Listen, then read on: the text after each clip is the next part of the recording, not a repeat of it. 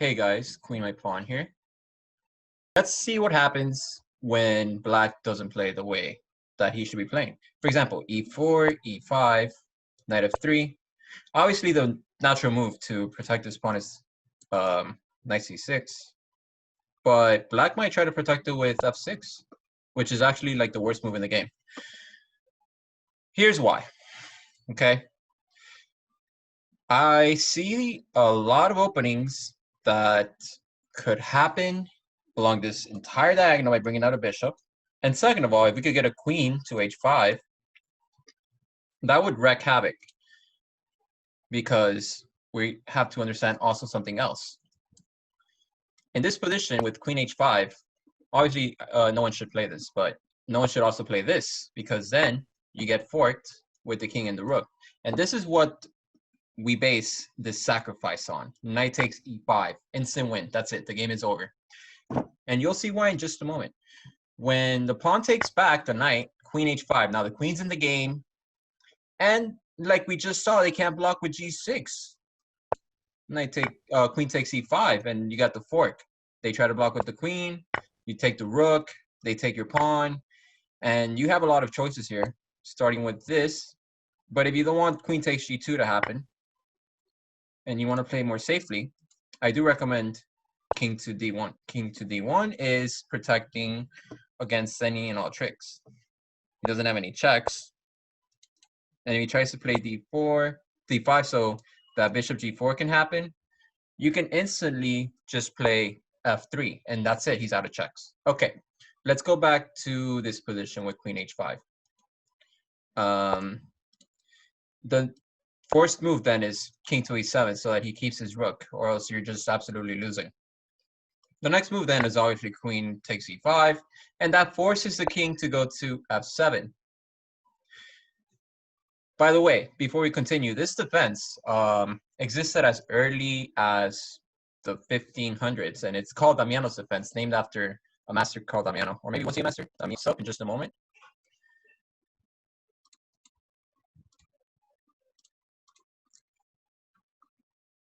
Okay, so this is Damiano's defense. And if we go back here, you can see it's the exact same thing. So knight takes, pawn takes, queen takes, king e7, queen takes e5, king to f7, bishop to c4. And this is basically forced checkmate, because when the king goes to g6, queen to f5, forcing the king to h6, followed by d4, g5, h4, and you're going to force checkmate in a beautiful manner. The only way to protect this pawn some more is bishop to e7, but then you just take the pawn and checkmate. So they have to take the pawn back, but they can't take the pawn back because it's a discovered check. So they are basically stuck, and they can't move here because it's another double checkmate. Okay, so this is terrible just for black to even consider this defense. So the only manner to actually survive is the incredible pawn sacrifice d5, and this is where the game begins. The analysis of the Damiano's defense is based on d5. So we just take the pawn as normal, but here's the point. When the king goes to g6, we no longer have queen f5 because the bishop will just take our queen. So we have to distract this bishop.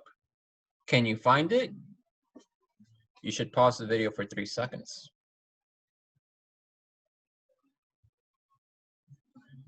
Okay, so the famous move to actually play in this position is the incredible bishop takes b7. And this is just absolutely gorgeous. If the bishop takes back, the queen can now go to f5, and then king g6, d4. It's the same story as before, really. G5, h4. And you are stuck yet again. There's no other way. In this position, you actually play queen f7 to protect the king escape. And there's actually no way to stop this capture now. Remember that this pawn's pinned. The king cannot escape. It has no squares to go to. It's all covered by the queen.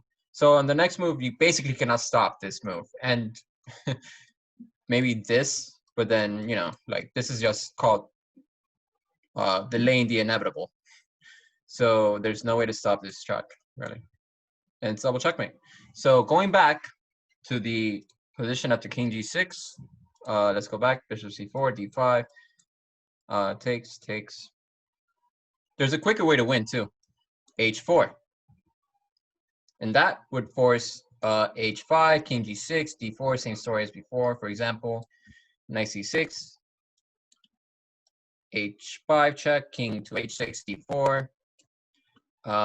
And then this is just checkmate with an en passant. Well, it's not checkmate yet, but in this position, I have checkmate after queen to h5, king to f6, and finally bishop to g5 check. You can still escape here, and then queen to f7. So notice that I didn't even take the queen.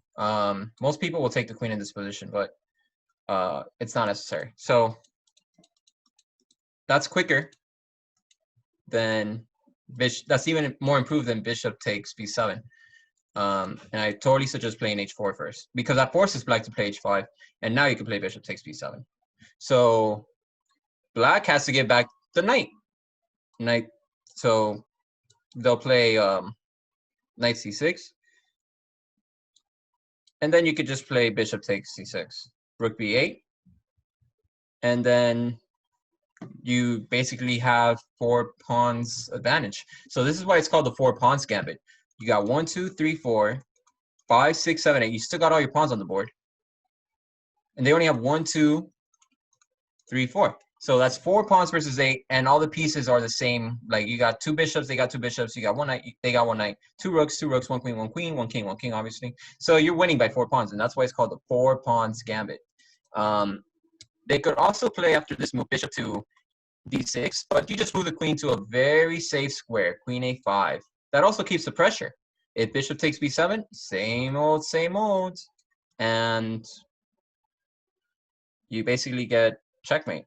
You can win the queen in this position with bishop takes g5. I would recommend just doing that, keeping things simple, because they have to take back, or else they just lose the queen for free. Pawn takes or queen takes, whichever one. I think I would just create a pass pawn here, and then you could just basically keep pushing.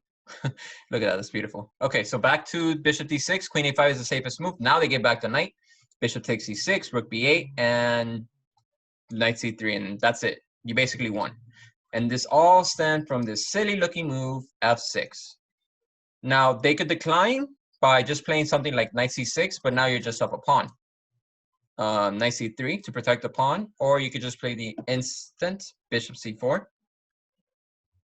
If queen d4, then just d3, bishop c5 threatening checkmate, then you just castle. Or you can even, no, I wouldn't suggest it.